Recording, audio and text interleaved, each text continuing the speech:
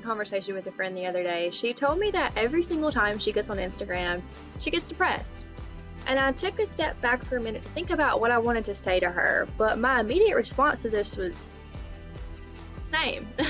Instagram is a great platform, but it can be this slippery slope that we play with our confidence that a lot of people do tend to fall down from.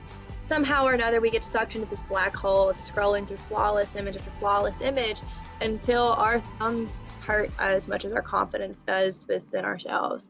I'm really guilty of doing this. I spent well over a year Googling these generic tips on how to not let social media ruin your self-esteem, and I'll be the first one to tell you that the responses that you're going to see, like let other people be your motivation and just learn to love your life, they don't make anything better. A lot of times they make things a lot worse.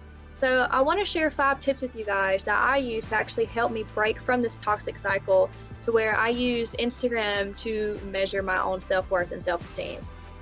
The first is just be aware of what you feel and why you feel that way. So when you see something that's eliciting a very negative response in you, try to pinpoint what it is about it that's making you feel so bad. Once you actually pinpoint these things and keep these things in the back of your head when you feel your confidence dropping, you can centralize these problems and actually start to work on them to move forward in the positive ways that you need to. The second thing is a little cliche, but just make a list of the things that you're grateful for. I promise gratitude beats comparison every single time. So make a list of these happy things and write them down whenever you start to feel bad. And you can even refer back to this list later, just to kind of pick your confidence back up to where it should be. And the third thing, it's a big one, but it's super important to understand that social media is what we call a highlight reel, and that is not behind the scenes. If you think about it from this perspective, when is the last time you saw a person post this really bad picture of themselves online? Probably never, because it doesn't happen.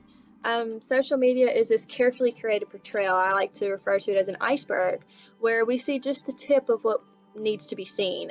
We're not seeing the rest of the iceberg that's submerged in water and hidden. Ultimately, people do pick and choose, how they're represented online. There's actually a specialist in positive psychology named Samantha Boardman who says that when you understand that what you see on Instagram is a fantasy, it helps you make the positive steps to break the negative cycles that you have in your head by comparing yourself to these images and these posts.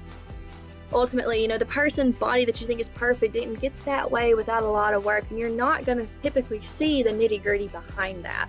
The same with jobs and anything else in life. The person's life is not perfect. There are downsides that people don't want to brag about, and they're just not going to share online. But it's those moments in between the posts and it's those moments in between the photos that actually determine and count for what a person's life is really like. The fourth thing is an exercise. Try looking at an image without judgment. Say, he has tan skin instead of I wish I had his tan skin. Even a positive judgment is still a judgment, and what's positive one minute can easily become negative the next.